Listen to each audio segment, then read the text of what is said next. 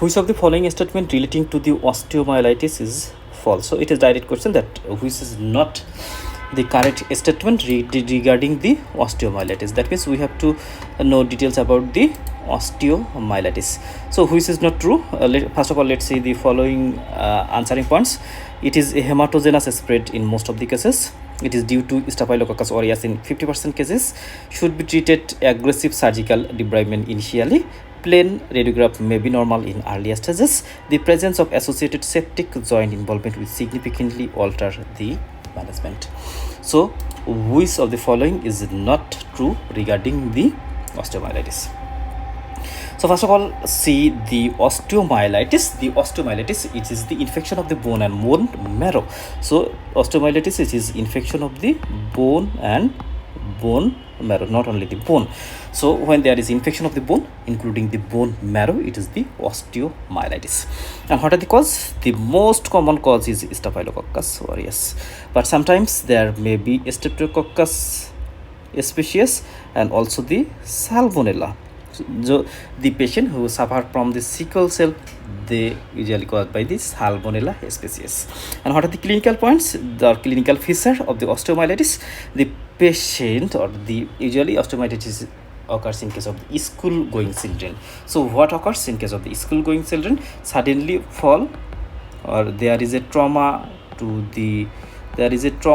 during playing, and then unable to work after sometimes.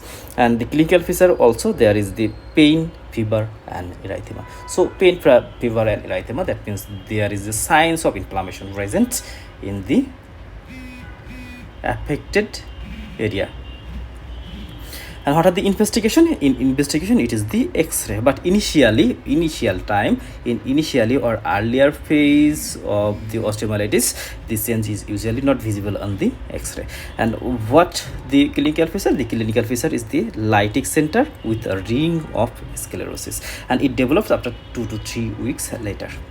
Bone biopsy and culture may be done sometimes. So what are the treatment? Treatment usually prolonged antibiotic is the first line treatment, and if the antibiotic is not response, then sequester may need to surgical removal. So the initial management is medical, if not response, then surgical, and it is managed medically first instance in septic joint when early joint washout is mandatory.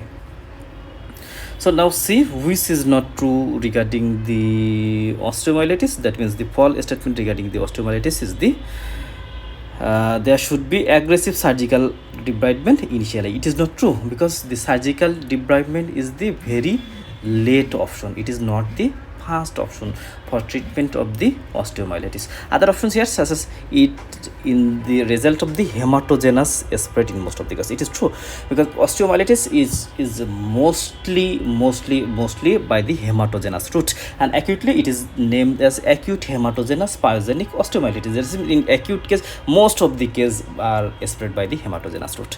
And Staphylococcus aureus causes 50% cases. Staphylococcus aureus, it is the main pathogen for the osteomyelitis. Plain radiograph may be normal in earlier stages. It is also true. The appearance of the associated septic joint involvement will significantly alter the management. It is also true, because when there is septic joint or joint sepsis develop in this condition, the treatment plan totally different from the other relatively normal condition.